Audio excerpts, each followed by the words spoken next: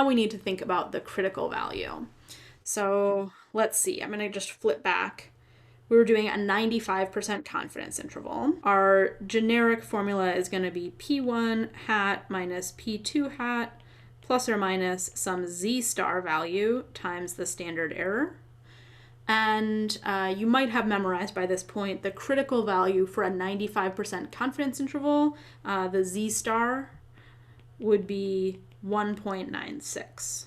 So maybe I'll put a box around that as well, so we can remember that.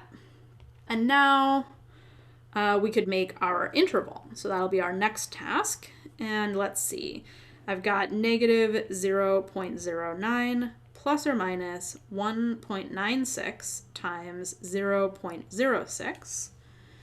And 1.96 times 0.06 is 0.1176. So I've got negative 0.09 plus or minus 0.1176. Let's do negative 0.09 minus 0.1176.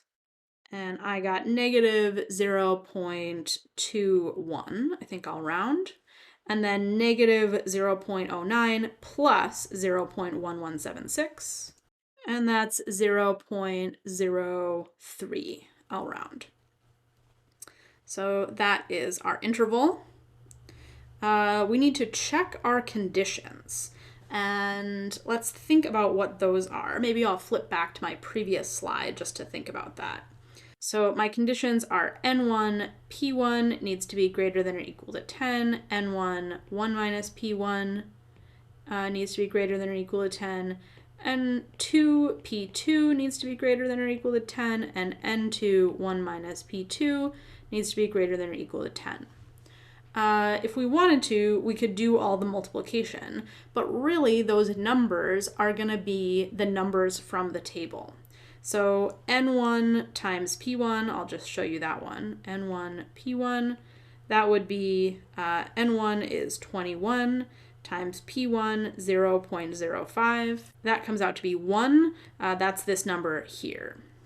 So if we're thinking about the conditions, we can kind of go through the numbers in the table. And so N1, P1 is actually not greater than 10, so that is not maintained.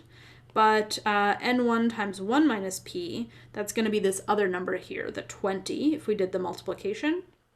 And so that condition is met.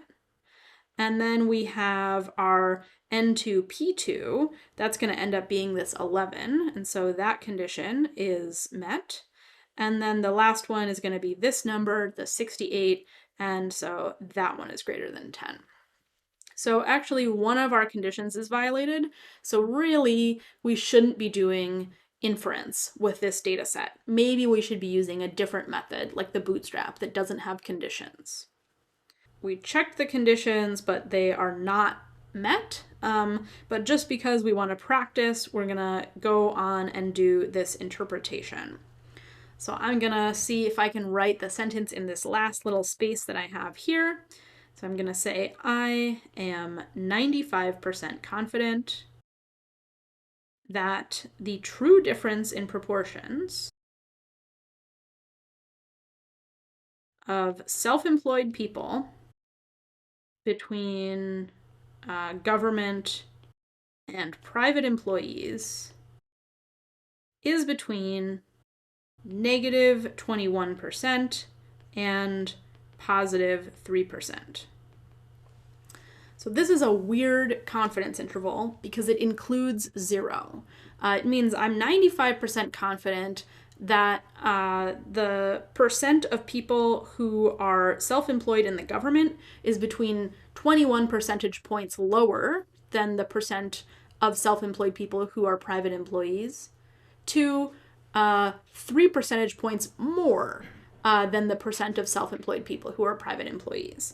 So that means that I'm not actually that confident about what's going on because my 95% confidence interval crosses 0. So we've now done our interpretation. But again, probably we shouldn't have actually done inference using the normal distribution as an approximation of our sampling distribution. We should really have done maybe a bootstrap approach. So I'm going to go back to kind of chapter 3 stuff, and I'm going to just show you how to do the same kind of thing, but using the bootstrap approach. So here I am in StatKey, and I'm going to be in bootstrap confidence intervals. I'm going to go down to confidence interval for difference in proportions. And this is a data set that I came up with, so it's not in the dropdown. So I'm going to edit the data. And let's think. My group 1 count was 1 out of, I think, 21. And my group 2 was 11 out of 79. So I'll say okay. So now you can see my group 1 count and sample size, the proportion, that's my point estimate, and my group 2 P2 hat, and then I've got the difference, negative 0.09.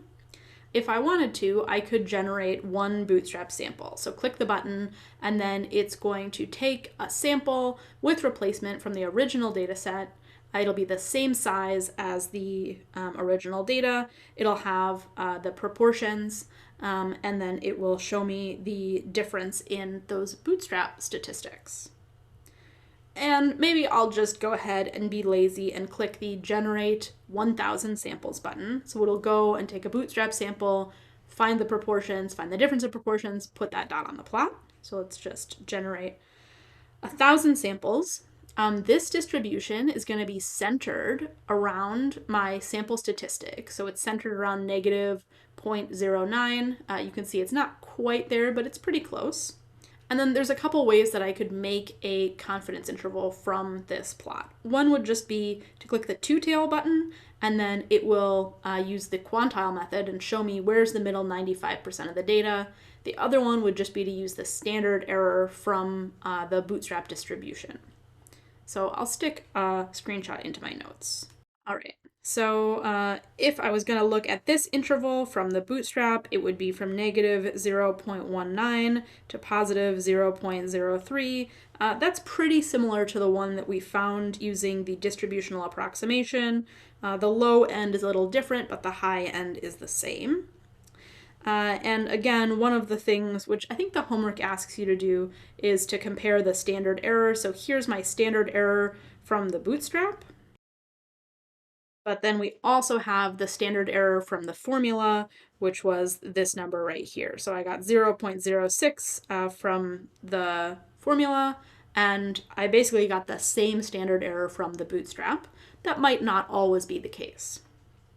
So those are the two methods for finding a confidence interval for a difference in proportions, either using the distributional approximation, the normal distribution, and the formula, or using the simulation approach using the bootstrap.